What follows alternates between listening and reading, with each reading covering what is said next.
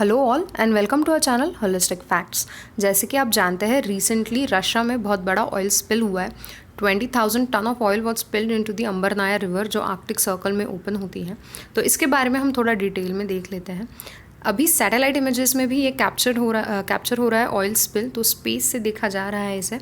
यहाँ पे आपको बिफोर वाली फ़ोटो में क्लियर रिवर दिखाई देगी और यहाँ पे दिखाई दे रहा है कि रेड कलर का ऑयल जो है वो फ्लोट हो रहा है इस रिवर के ऊपर। ठीक है, तो डीजल स्पिल हुआ है।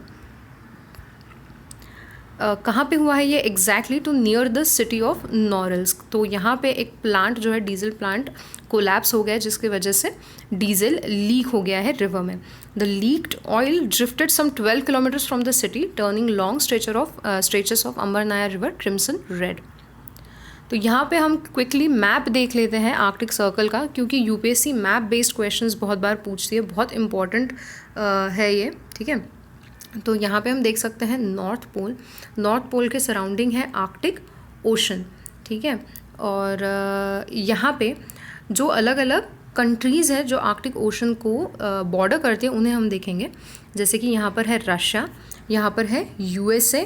तो अगर पूछा गया कि यूएसए बॉर्डर करता है या नहीं, क्योंकि यूएसए तो वैसे कनाडा के नीचे सिचुएटेड है, बट अलास्का को कभी भूलना नहीं है। ठीक है, अलास्का जो है वो यूएसए ने कनाडा से ख़रीदा हुआ रीजन है, दैट बॉर्डर्स रशिया। ठीक है, तो यूएसए भी बॉर्डर करता है। Then we come to Canada, फिर डेनमार्क। ठीक है, ग्रीनलैंड ये डेनमार्क के टेरिटरी में आता है, तो डेनमार्क भी करता है।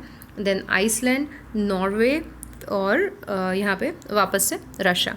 तो अगर हमें ऐसे पूछा जाता है कि क्या स्वीडन करता है बॉर्डर, ठीक है, तो बिल्कुल नहीं, स्वीडन बॉर्डर नहीं करता। इस तरीके के क्वेश्चन, ट्रिकी क्वेश्चन काफ़ी रशिया बहुत बार पूछ सकता है।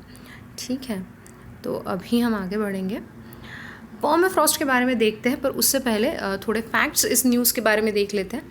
Following record heat linked to climate change, the permafrost beneath a fuel reservoir reportedly collapsed, leaking diesel across miles of Russian wilderness। तो इसीलिए अभी रशियन प्रोसिक्यूटर्स ने बहुत ज़्यादा चेक्स करने को बोले हैं कि जो भी डेंजरस इंस्टॉलेशंस है जो पर्माफ्रॉस्ट पे बिल्ड किए गए हैं।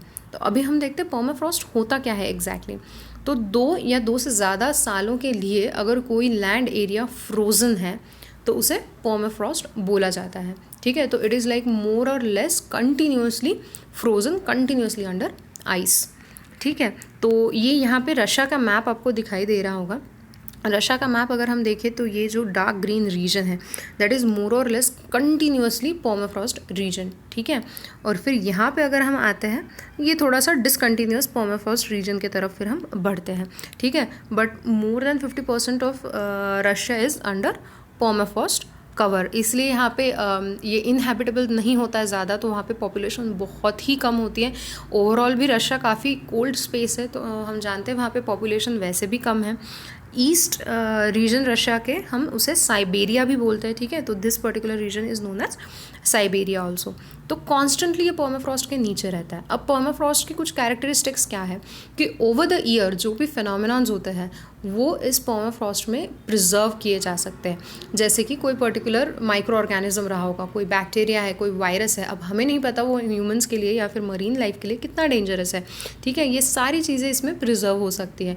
किसी तरीके का कोई टॉक्सिक गैस हो, अर्थ पे जो भी कोई रिएक्शंस हुई होंगी, ठीक है, उनके जो भी रिजल्ट्स रहे होंगे, कुछ भी पर्माफ्रॉस्ट में प्रिजर्व हो सकता है। And when it melts because of climate change, अभी पर्माफ्रॉस्ट भी मेल्ट हो रहा है, ग्लेशियर्स मेल्ट हो रहे हैं, हम जानते हैं। ठीक है, तो व्हेन इट मेल्ट्स ये सारी चीज़ें वो एनवायरनमेंट में रिलीज़ कर देंगे, और जिसके वजह से marine life, human life, environment सबको बहुत बड़ा डेंजर है।